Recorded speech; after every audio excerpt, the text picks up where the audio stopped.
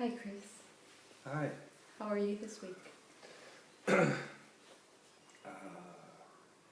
Better, but still working on that issue from last week. Yeah?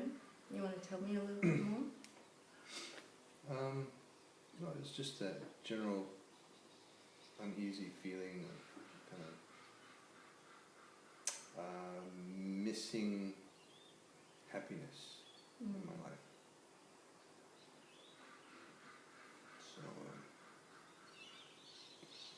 yeah. What? Anything changed last week?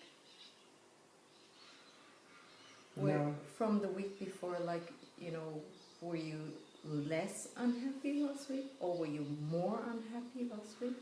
Did anything change at all? Not really much in the week, but it's been probably over the last year I've noticed that that I feel less enthusiastic, less like plugged in or connected to life, or feeling things around me. So, can you remember when did that actually happen? What changed that happened that brought that on? Well, I've gone through some family reconstruction, and so dealing with things differently now than over the last few years. My eldest has gone off to university. My two younger ones are getting older. They're getting more independent. My feeling useful, my usefulness is less with the kids. So the attention that I would normally have put into finding activities for them to get involved in, trying to get them motivated to do things, to go out and explore nature or to do outdoor activities, hasn't been able to take their interest very much. And so most of my family life has been providing for the family and taking care of the house and cooking and doing things for the members of the family. I like to do woodwork and those kind of projects. And I find that the kids aren't as interested in going outside, and they're not as interested in getting involved with creative projects. And so even my eldest, him going off already, he'll SMS back, but it's like he's just not present. So the attention that I would normally put into like being of service to the family or to being creative to keep things running isn't needed as much. And so there's like this empty space now. Because you feel less important. Yeah. You feel I'm less less useful. important, and there's not as much for me to do for them. And even though I moved recently and we're in a new place and where I'm at needs renovation kind of stuff, as long as I'm busy on a particular project, I feel quite focused. My mind can concentrate on what I'm doing, the specific aspect of building the fence and each step that goes along the way, or trimming the bushes, or putting in plumbing and learning about that through a friend of mine. It's just that I find very interesting. I work with my hands a lot, Mm. and even in my profession of body work, between working with my hands and facilitating change in other people, that really occupies my attention. And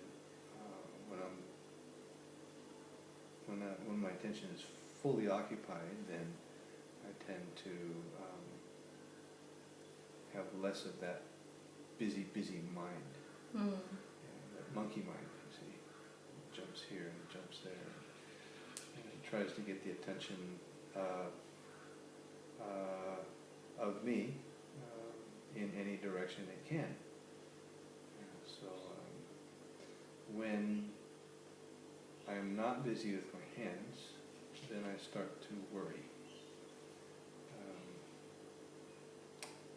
And you know, with the play of the monkey mind going on, I start to feel, I guess, values of self-worth diminish. Mm. Yeah, so You start to question yourself. yeah, especially since we've lived in this area for a while. Body work has been really slow, and for the last 25 years, I've been able to support the family in not a rich life at all, but you know, everybody's had their roof covered and Sure. been able to feed them. Mm.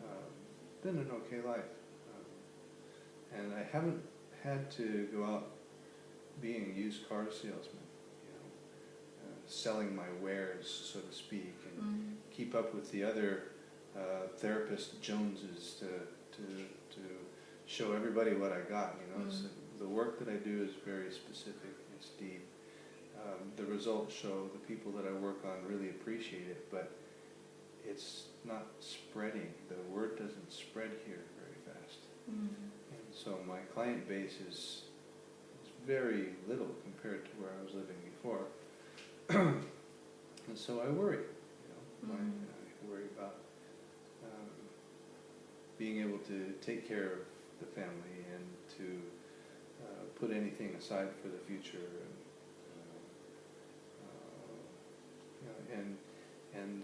and the thoughts even come in, what am I going to do? You know, my youngest, she'll be in high school pretty soon. So what am I going to do with my time? Really. So your sense of frustration is, what you're telling me is really not feeling like there is more to your life than what you've been doing the many years of taking care of the kids and the house, the family, basically. You are frustrated that the work is not keeping you as busy as you would like to be. And you're quite happy when you are busy doing stuff and your mind starts to play out when you are not busy enough. Is that Yeah, is that or right? when there's a balance. Yeah, when there's a balance of being able to maintain a regular stream of income, doing what I like to do, and at the same time being able to create that juice of creativity and I guess making or inventing or making things, creating things. When was the last time you made something? Well, for somebody in the family, I don't know, whatever that you enjoy doing. I made lunches this morning. Would you call that creative?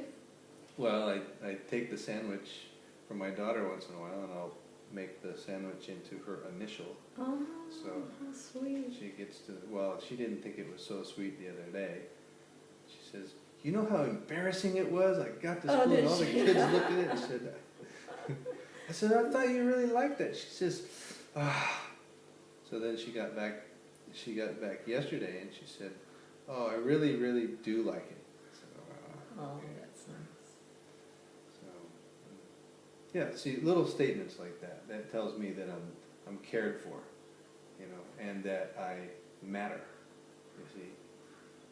But when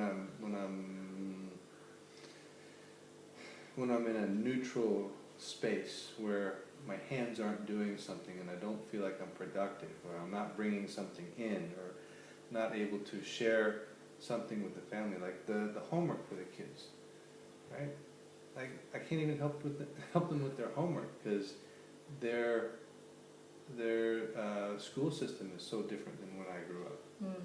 So they're teaching different information, That's or right, you know, so I don't feel like I can really assist them that way. So there must be something wrong with me, you see, you know.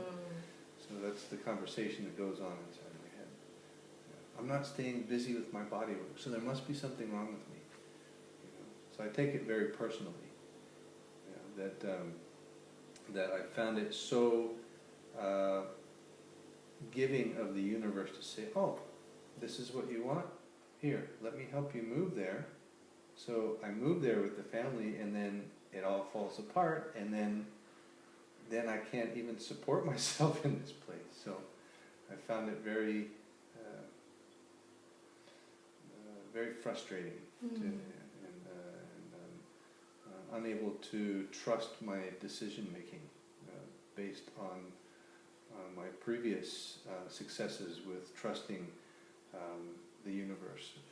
Well, I call it the universe. I don't know what you call it, but just kind of putting it out there, or having a vision of what I'd like in my life, and includes my family, and then I suppose if it's correct, then it falls into place very easily. And if I have to struggle for it over and over and over, that usually means there's a bit of a roadblock there, and that I can take it another direction. I'll try moving another direction, or approaching it from a different angle, you see. So when I feel that my happiness is absent, it's these multiple roadblocks, and that at the same time not feeling the value of being in the family, you know what I mean, or being of value as the family matures, you see. I'm trying to find what's next for me. Maybe I've got, what do they call it, what do they call that syndrome when the kid leaves home? Empty nest? Empty nest syndrome. Yeah, maybe I'm preempting empty nest syndrome or something. Well, you mentioned that your eldest son already left. Yeah. Yeah, I noticed I was really sad for about 2 weeks after that. Right. Yeah, it could be. It could be. What I was hearing earlier, you were talking about how you would feel very happy when you feel useful. And then you just talked about what next, right? In your what next, it sounds to me like you're saying, okay, so the usefulness for your kids have kind of taken a backstage now. What next for you? So you are not so much hanging on to you need to be useful for the kids, but useful for yourself. Well, I think that's where it's transitioning into, is realizing that yes, the kids do have their own lives, and you know, I've never felt like I'm the owner of the kids. You know, I've been there to help protect and to guide and to befriend them as they get older, with the understanding that they are their own souls, they're their own beings, they're going to grow up and be their own person. Where they step from being a young adolescent into a young adult, I guess I'm feeling that transition too, you know. They're finding friends, they're getting involved with their texting and their messaging and their games and that kind of thing. And you know, of course I didn't grow up with all that kind of stuff, and so I encourage them, you know, to go outside more, let's do more things outdoors, let's, you know, and they're kind of like, well, I'm not feeling like that right now, Dad, I'm tired or something. I said, well, if you go outside for a while, then, you know, so my suggestions aren't interesting to them anymore. And I've been having a difficult time accepting that, yes, it's a new era. It's a new type of interaction, communication with people. Nowadays it's like that. Maybe it'll shift in the next 20 years or so, but and that's not my fault. Yeah, you know? Sure. So I'm not going to let that one ride on my shoulders. But it's I guess for me, I just feel that sense of loss inside. For me, I feel kind of sad that I'm not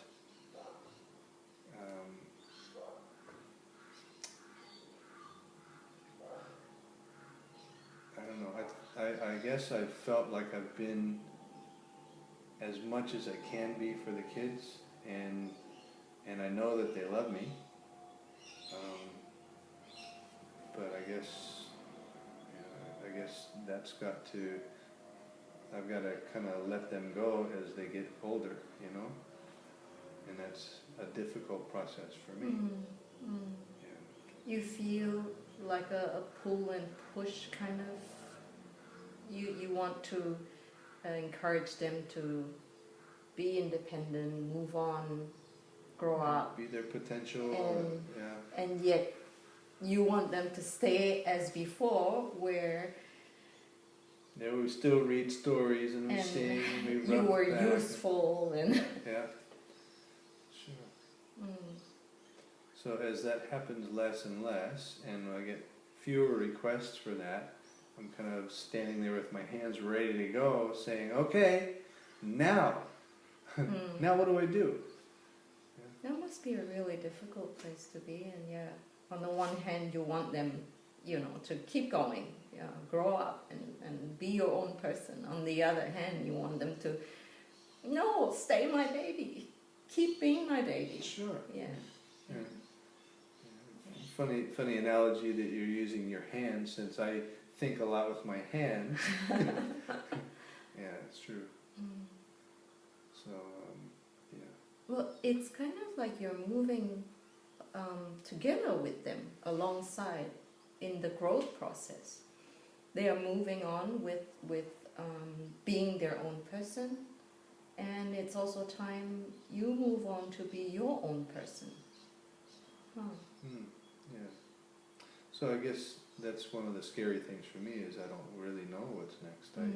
I haven't spent much time thinking, well, do I want to go back to university, or do I want to study a subject, or do I want to teach, you know?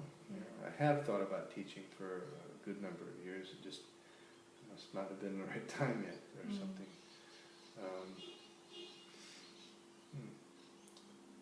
I don't know what that is. I don't have an answer for that yet.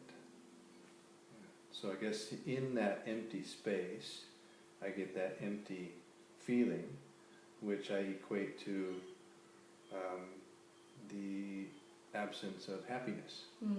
Because the real zing that I've been associating with that comes from that interaction with the family, with the creative juice that happens with building things and exploring and feeling loved and useful, you see. Well, if you were giving your son advice, he says, I don't know who I want to be, I don't know what I want to do, what would you say to him? What makes you happy? Right. And he says, I don't know. You've always held my hand, told me what to do, what to study, what to... I don't know. Don't know what I want now. What would you say?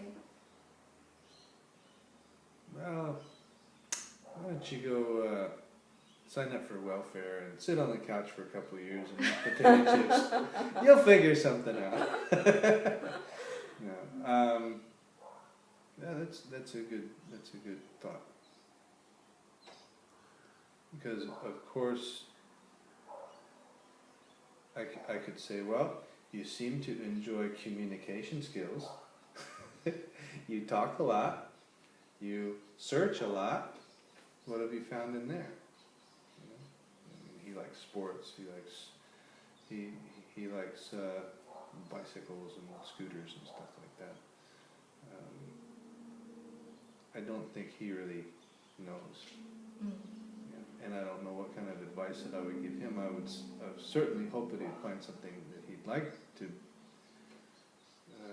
do, but he's a little bit young for that still, I think, to be making life decisions. You know, what makes you happy? What would you like to go to university for? He's not really at that stage yet. I was talking more about, like, you know, say your 18-year-old son and he doesn't know what he wants. How would you advise him on looking for what he would like, rather than telling him what he should, you know, because he's good at this, he should follow that?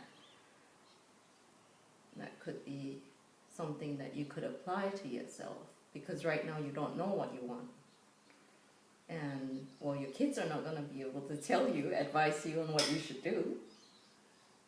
But that might be a really good start for you to think about what is it that you like, you know, and it's all right to stay in this empty space for a while, maybe. What do you think? That'd be sound advice.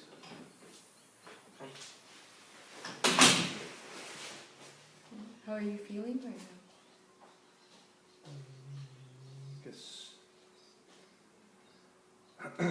I guess I'm in a state of pondering. I feel a little bit better.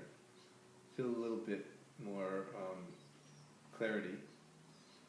Yeah. I mean, just having that question presented to me about what I would tell my eldest.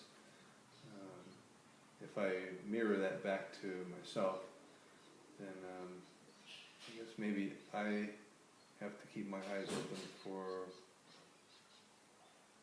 exploring what might be a good step for me as well. Mm.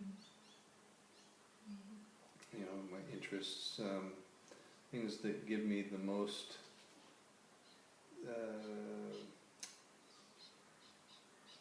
flow, I suppose. Mm. Yeah. So when I'm in my greatest passion, you know, for life, what is it that brings that on the most? Mm. Yeah, I think that's what I've got to think about. Mm. And hopefully it will help keep the lights turned on. Well, I don't know. I think that the body work has been able to provide quite well, and I can continue to do that for, you know, another period of time. But I've got to find other ways of occupying my time too, because I'm finding, even though I'm getting older, I might be getting, I don't know if I'm getting slower or not. I don't really feel my age, but I've got more available time to myself, or at least it appears that way. Mm. So I've got to look at what I would like to do with that time. And I haven't really felt like I've had that time available over. Right. So it's been like 20 years, you know, that I haven't really felt like I've had any of my own time. So naturally, you know, you would worry. Now that you have that time, you don't know what to do with it, because well, I don't know if I have that time anymore. I mean, this. You're preempting. Yeah, right. Well, good questions to just reflect on and ponder for the next week. And we'll keep going in our exploration. Okay, Yeah. sounds good. Okay. So, thanks a lot. All right. I'll see you next week. Okay, Okay. Thanks, Chris. thanks, bye. Bye.